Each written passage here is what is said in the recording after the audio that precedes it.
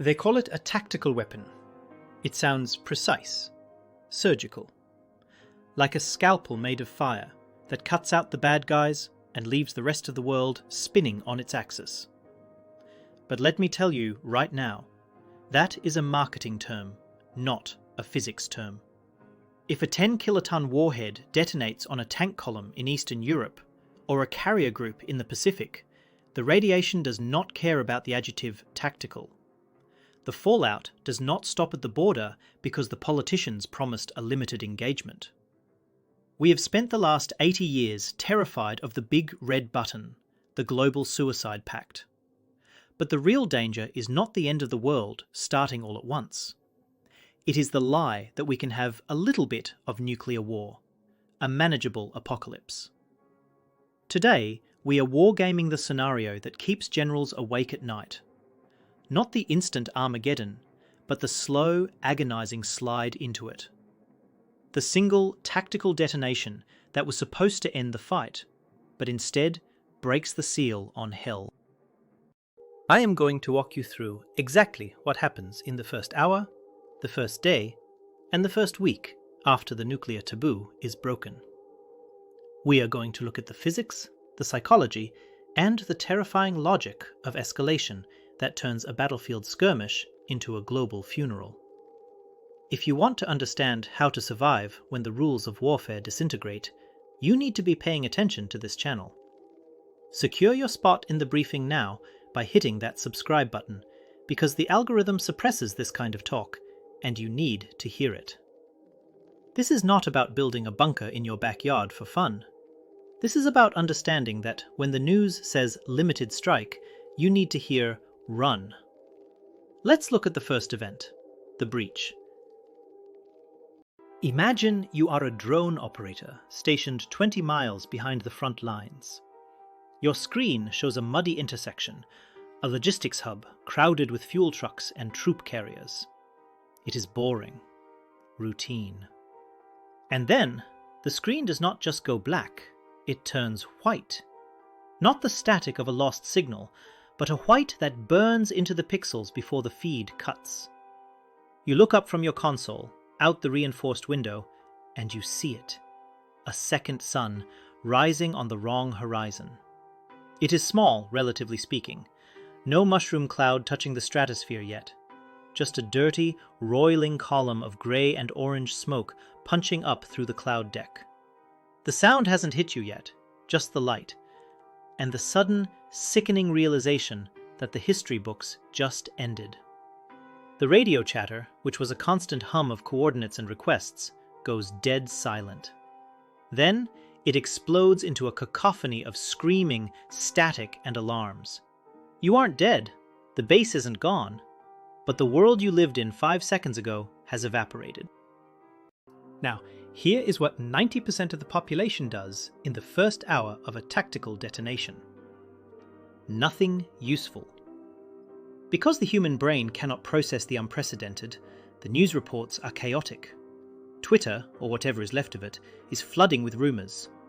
Some say it was a chemical plant explosion. Some say it is a deep fake. The government remains silent because they are paralysed by the need to confirm before they panic the herd. People stare at their phones, waiting for an official alert that isn't coming fast enough. They argue in comments sections. They text their friends asking, "Did you see this?" They treat it like a spectator sport. They stay in the cities. They stay in the blast zones of potential secondary targets. They assume that because the bomb was small and far away, it is an isolated incident. A tragedy, sure, but not their problem. This normalization bias is the first killer. They act like it is a movie, waiting for the third act, not realizing the theater is already on fire. Let's break down the physics of what just happened. A tactical nuke usually has a yield between 1 kiloton and 50 kilotons. Compare that to the Hiroshima bomb, which was about 15 kilotons. We call these small, but a 5 kiloton ground burst, which is likely what you would use to take out a buried command post or a runway, eviscerates everything within a half-mile radius instantly. The overpressure wave of 5 psi, which knocks down residential buildings, extends out to about a mile. If you are 2 miles away, you might just get shattered windows and a tan. But the lethality is not in the blast, it is in the prompt radiation. Neutrons and gamma rays flood the immediate area. If you are close enough to see the flash clearly, and you aren't behind lead or thick concrete, your cells are already being shredded. The thermal pulse isn't the city killer of a strategic megaton weapon, but it still ignites fires across a 3-mile diameter. And unlike a conventional bomb, those fires don't go out. They merge. Here is the twist that the limited war theorists ignore. Strategic nukes, the city killers, are often airbursts designed to maximize blast damage. They actually produce less local fallout because the fireball doesn't touch the dirt. But a tactical nuke? It is often used to dig out bunkers or destroy heavy armour. That means a ground burst or a near ground burst. The fireball sucks up thousands of tons of soil, concrete and steel, irradiates it, and throws it into the lower atmosphere. This isn't the high altitude fallout that circles the globe for years. This is heavy, sandy, highly radioactive grit that falls out of the sky within 20 minutes to an hour. It creates a lethal hot zone that extends 30 or 40 miles downwind, shaped like a cigar. If you are in that footprint, thinking you are safe because you didn't feel the blast, you are dead in a week from acute radiation syndrome. The limited weapon creates a maximum contamination problem. Cut to an hour later. You are thousands of miles away in a suburb of Chicago or London or Berlin. You are trying to find out if the war is over or just starting. You refresh your browser. Error 503. You try to check your bank balance. Service unavailable. It's not an EMP, not yet. It's a traffic jam. The entire planet is trying to access the same 5 news servers simultaneously. The backbone of the internet is buckling under the weight of human terror. Then the lights flicker. Not off, just brown. The grid is sensing instability. Automated trading algorithms reacting to the nuclear event have triggered a flash crash so severe that liquidity has evaporated from the global market instantly. You go to the gas station and the pumps are digital. They aren't working because the payment processing node in Virginia or Frankfurt is overwhelmed. You are standing there with a useless credit card, watching a line of cars stretch down the block, and the guy at the front is screaming at the clerk. In the absence of facts, fear fills the void. This is where the masses make their second fatal mistake. They start moving without a destination. We saw this in minor disasters, but with a nuclear trigger, it is exponential. People pack cars with random junk, toilet paper, flat-screen TVs, things that have no survival value. They flood the highways leading out of major cities, turning interstates into parking lots. And because the internet is dead or dying, they are relying on word-of-mouth rumours. I heard they hit New York. I heard the missiles are in the air. None of it is true, yet, but the panic makes it real. They trap themselves on the asphalt. A trapped survivalist is just a refugee with better gear. By clogging the arteries of the nation, they ensure that food, fuel, and emergency services cannot move. They become the disaster. If you are on the road in hour 2, you have already lost. Let's talk comms. A tactical nuke doesn't necessarily create a continent-wide EMP, but the escalation response might involve high-altitude detonations specifically designed to blind the enemy. Even without that, local ionization from the blast disrupts HF and VHF radio waves for hours. If you are relying on your cell phone, forget it. The towers have backup batteries for maybe 4 hours, but the backhaul connections are jammed. You need analog information. AM/FM radio might survive if the stations are hardened, but your best bet is shortwave. you need to be listening to frequencies that bounce off the ionosphere from other continents. Why? Because domestic broadcasts will be locked down by emergency decrees or simply unmanned. You want to hear what the BBC is saying about America or what Australia is saying about Europe. That is where the triangulation of truth happens. If you don't have a shortwave radio and a frequency list printed on paper, you are deaf. Here is the modern nightmare factor. We have integrated AI into our grid management, our stock markets, and our news aggregation. When the nuke goes off, these systems encounter data that falls outside their training models. The stock market algos don't just sell, they break. The news aggregators, flooded with bots and panic, might start generating hallucinations, fake alerts of strikes on other cities. You might get a notification on your smartwatch saying "seek shelter" that was triggered by a misunderstood keyword algorithm, not a radar track. In a limited nuclear scenario, the fog of war is thickened by machine confusion. You have to trust your eyes and your analog sensors. If the internet says your city is gone, look out the window. If the sky is blue, the machine is lying. Distinguishing between digital ghosts and radioactive reality becomes your full-time job. Shift perspective to the decision makers. A bunker under a mountain in Colorado or the Urals. The screens are huge, and the mood is not frantic, it is terrifyingly clinical. A red diamond on the map marks the tactical hit. The generals are looking at the president. They have a playbook from the Cold War that says, if they hit us low, we hit them low to show resolve. It's called tit for tat. But here is the problem. The radar shows the enemy moving mobile launchers. Are they reloading? Are they preparing a second strike? The intelligence is grainy. The president has 15 minutes to decide. If he does nothing, he looks weak, and the enemy might think they can get away with taking a whole country. If he fires back a single nuke, the enemy might mistake it for a full salvo and launch everything. The air in the room is recycled and cold. They aren't debating morality, they are debating game theory. And the game theory says, escalate. Back on the street, society fractures. In the hours after the first detonation, while the leaders debate, the population turns on itself. One faction screams for immediate total retaliation, turn them to glass. The other screams for immediate surrender to avoid the end of the world. Protests erupt instantly, blocking the very roads needed for evacuation. Riots target government buildings. People aren't just scared of the bomb, they are scared of the response. We saw during the pandemic how quickly "we are in this together" turned into us versus them. Multiply that by plutonium.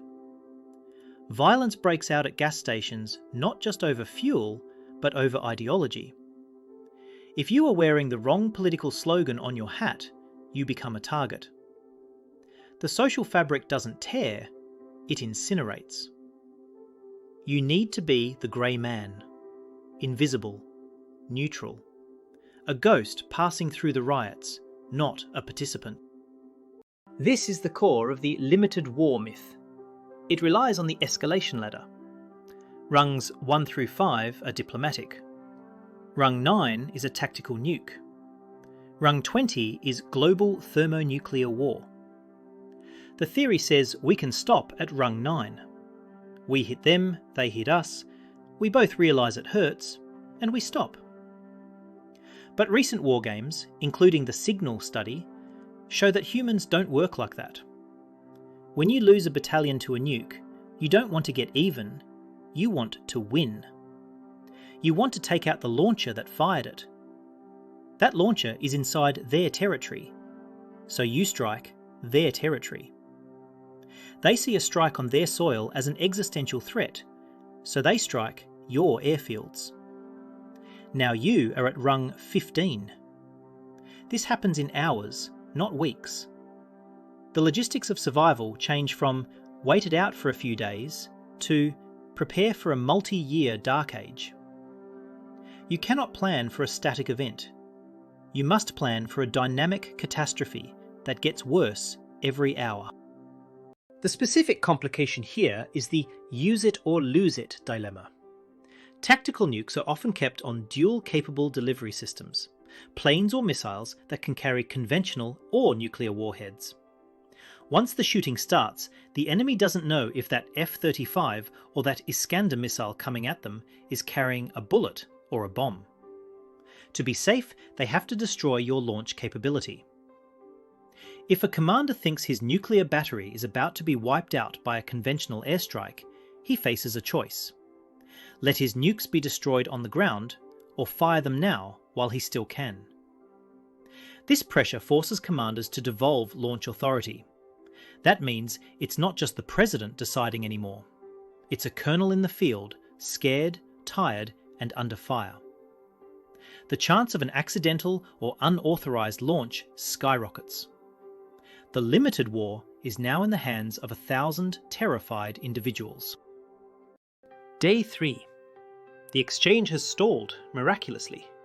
Maybe 3 or 4 tactical hits on both sides. The world is still here. You are in a safe zone, maybe 300 miles from the nearest blast. You step outside. The sky is grey, overcast. It starts to rain. It looks like normal rain. It smells like normal rain. It wets the pavement just the same. You see your neighbour out walking his dog, letting the rain soak his jacket. He thinks he's fine. He thinks the danger is over there on the news. But you have a Geiger counter. You turn it on inside your house, and it clicks once every few seconds. Normal background. You crack the window open, just an inch, and extend the probe. The clicking turns into a buzz. That rain is washing the sky clean of the isotopes from the ground bursts 3 days ago. It's hot rain, and your neighbour is walking through a radiologic car wash without a clue. People understand fire. They understand floods. They do not understand alpha and beta particles. The failed reaction here is contamination spread. People walk through the hot rain. Then they walk into their homes. They track the mud on their carpets. They take off their wet coats and throw them on the couch. They have just turned their sanctuary into a kill box. They drink the water from the rain barrels because the city water is off. They eat the lettuce from the garden. They don't die instantly. They get nauseous. Their hair starts to thin in patches a week later. They think it's stress. It's not stress. It's the invisible poison. Without a way to detect radiation, you are blind. And the hospitals? They are locked down, refusing patients because they can't handle the contamination risk. You are on your own with a silent killer that you invited in through the front door. Survival logic time. The rule is time, distance, and shielding. But specifically for fallout from a tactical ground burst, you need to understand the rule of 7. For every 7-fold increase in time after the detonation, the radiation drops by a factor of 10. 7 hours after the blast, it is 10% as strong as it was at hour 1. 49 hours later, 2 days, it is 1%. 2 weeks later, it is 0.1%. This means the most critical survival window is the first 48 to 72 hours. You do not need to live in a bunker for a year. You need to stay absolutely sealed up for 3 days. Tape the windows. Turn off the HVAC. Do not go outside for anything. If you are caught in the open, strip your clothes before entering your shelter. 90% of the contamination is on the fabric. Wash your skin, but do not use conditioner. It binds radioactive particles to your hair. This is simple physics, but if you don't know it, you die. Here is the complication. Everyone thinks, I have potassium iodide pills. I am safe. First, Those pills only protect your thyroid from one specific isotope, iodine-131. They do nothing for cesium-137 or strontium-90, which attack your muscles and bones. Second, iodine-131 has a half-life of 8 days. It is a short-term threat. But the real kicker? In a panic, people will overdose. They will take the whole bottle. That will shut down your thyroid and cause a medical emergency when there are no doctors. And if you didn't buy them yesterday, you aren't getting them today. The pharmacies were looted in hour 4. You need to know which foods block absorption of other heavy metals, like pectin from apples or alginates from seaweed, because the magic pill is a myth for 90% of the radiation spectrum. You are fighting a chemistry war inside your own body with whatever is in your pantry. Week 2. The nukes have stopped flying, mostly, but the war isn't over. Look at the port of Los Angeles or Rotterdam. Usually it is a hive of activity. Now the cranes are still. The ships are anchored miles offshore, refusing to dock. Why? Because the insurance companies have voided all maritime policies for war zones, and, in a nuclear exchange, the whole world is a war zone. No insurance, no shipping. The captains aren't risking their crews in radioactive waters. The containers full of grain, microchips, pharmaceuticals and fuel are sitting there, rusting in the salt air. On shore, the trucks are idle. There is no diesel. The just-in-time delivery system, the delicate web that keeps you fed, has snapped. The grocery store shelves aren't just empty, they are dusty. The rats are getting bolder. The silence of the port is louder than the explosion. People try to solve this with money. They rush to the ATMs, but those ran dry days ago. They try to offer triple the price for a bag of rice on the black market, but the seller doesn't want dollars or euros. He knows that fiat currency is based on the faith and credit of a government that might not exist next week. The dollar has hyperinflated into confetti. The failed reaction is holding on to paper wealth. I have seen people in disaster zones clutching stacks of cash, begging for water, and being ignored. Value has shifted instantly from abstract to concrete. If you can't eat it, shoot it, or burn it for heat, it is worthless. The people who spent years building 401ks are now the poorest people on Earth. The people who hoarded beans and batteries are the new elite. The adjustment period is violent. Let's do the calorie math. The average city has 3 days of food on the shelves. In a panic, that is 3 hours. Once the trucks stop, you are eating your pantry. An active adult under stress needs 2,500 calories a day. A can of soup is 200 calories. Do the math. You need 12 cans a day. That stash in your cupboard? That's not a month of food, it's a week. And you aren't just sitting on the couch, you are hauling water, chopping wood, standing guard. Your caloric burn goes up. You need dense energy. Oils, peanut butter, rice. If you are preparing for a nuclear winter scenario, where agriculture collapses because of blocked sunlight or supply chain death, you need to think in terms of millions of calories, not thousands. And water? If the power grid dies, the pumps die. You need a gallon a day minimum. If you live in a high-rise, your toilet doesn't flush. Sanitation becomes the second wave of death. Dysentery killed more soldiers in the Civil War than bullets. It will kill more civilians in the nuclear war than radiation. The specific complication of a limited nuke scenario is the medical cliff. In a total war, everyone dies fast. In a limited war, the injured survive, but the supply chain for medicine vanishes. Insulin, antibiotics, heart medication. These are made in complex global supply chains, precursors from China, manufacturing in India, packaging in Europe. That chain is gone. If you are diabetic or your child has an infection, You are on a ticking clock. The pharmacies are empty. The hospitals are war zones. You need to be your own doctor. You need fish antibiotics, which are often the same amoxicillin. You need honey for wound packing. You need to know how to set a bone. The modern medical miracle that keeps us alive to age 80 is fragile. When it breaks, we go back to 19th century mortality rates in about a month. Survival isn't just about avoiding the blast. It's about surviving the lack of a pill. Fast forward 6 months. The sky has cleared. The radiation levels have dropped.